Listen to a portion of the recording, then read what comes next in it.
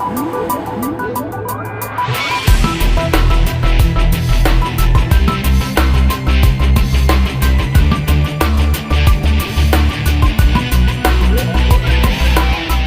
next guests use a slogan that trust lives here, and they are absolutely right about it. They are also regulars on our show. Every week on the program, we have our Consumer Reports report, and it's very cool as it relates, of course, to consumer tech. The Electronics Content Development Team Leader is GHlenn Derene. Hey, Glenn, how are you? I'm good, thanks. Glad to have you back on the show, and of course, with you is the Senior Editor for Electronics, James Wilcox. Hey, James, how are you? Good. Glad to have you back with us as well. Lots to talk about here, and I'm wondering, you guys have to be chomping at the bit as well to test so many of these products that are being introduced here, and to let your readers and folks that follow Consumer Reports know whether they should spend their hard-earned money on some of these things. Well, the more audacious the claims, the more eager we are to test them. Great point, because you got to, first of all, you got to be looking at things and going, really? The best color? Really? Yeah. And it's like, in whose opinion? You know, and of course, everybody's trying to be number one at something, and, you know, everybody can play nice. But if you're going to make statements of fact, they should be factual, right?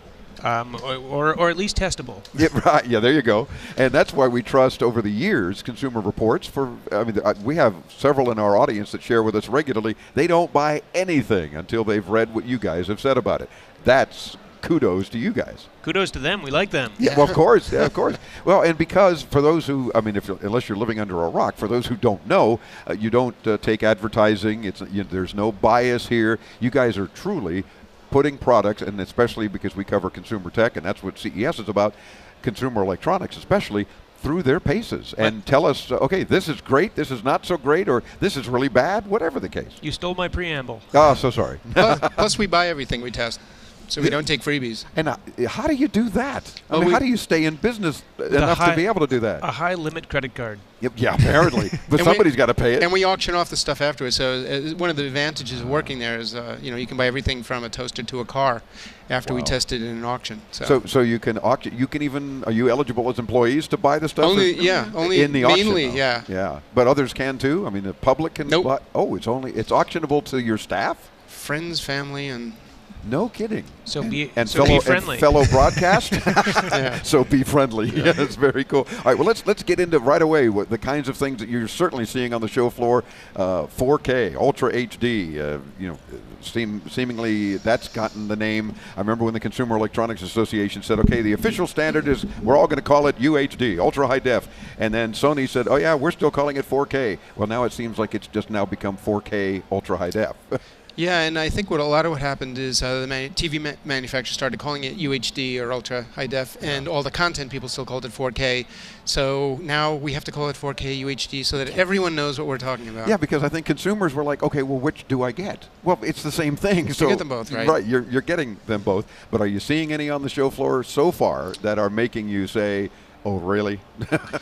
Yeah, not so much that. It's just, one of the things that was just unusual to me is last year we talked about 4K, and it was all about the better resolution. Mm-hmm. And this year what we're seeing is them starting to talk about, broader colors, high dynamic range type of things, so things that weren't related to the actual higher resolution of the TV. Mm-hmm. And so we had a panel earlier, and I asked the guys, are you moving on to this because the extra detail didn't really sell it for you?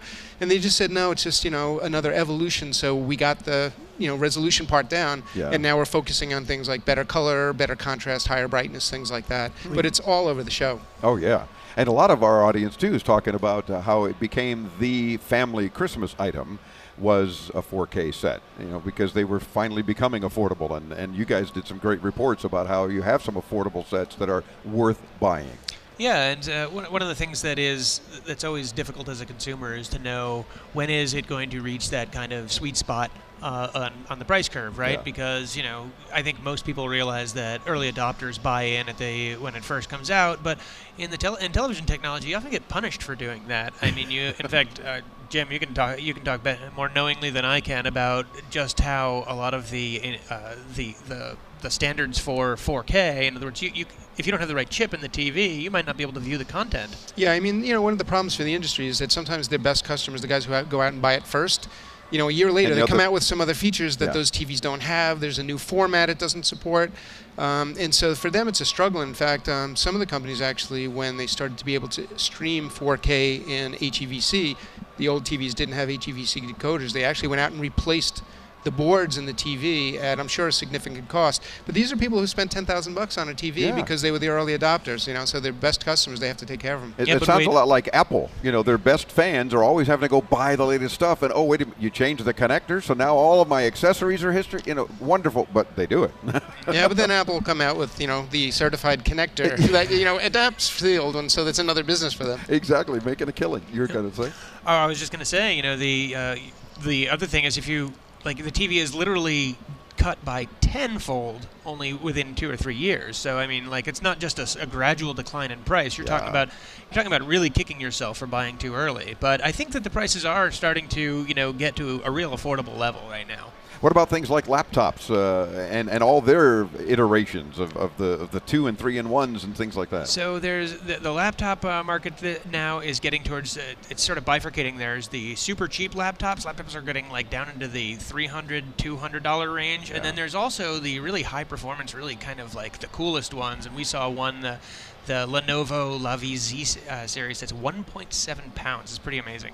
Wow. And yet still affordable, but on that higher end. $1,300. Yeah. So it's, you know, it's affordable, but compared to a $300 laptop, maybe not. I don't know. Yeah, but does it do that much difference, $1,000 difference worth of performance and stuff? It doesn't weigh you down at trade shows, I can tell you that. I was going to say, yeah, I would have bought one for this show. Yeah, there you go. Love it. You got to check out everything that Consumer Reports does on a regular basis, and of course, consumerreports.org. It's not here on my, yeah, it is here on my cheat sheet. Okay, I wanted to make sure that was right. Consumerreports.org. We link you there, not only on this show, but every week when you visit us at intotomorrow.com. Gentlemen, thanks again for joining us and helping us kick off our 20th year. Great to see you again. Thank you. Yes, indeed. Back with more from Las Vegas. I'm Dave Graveline. This is Into Tomorrow on the Advanced Media Network.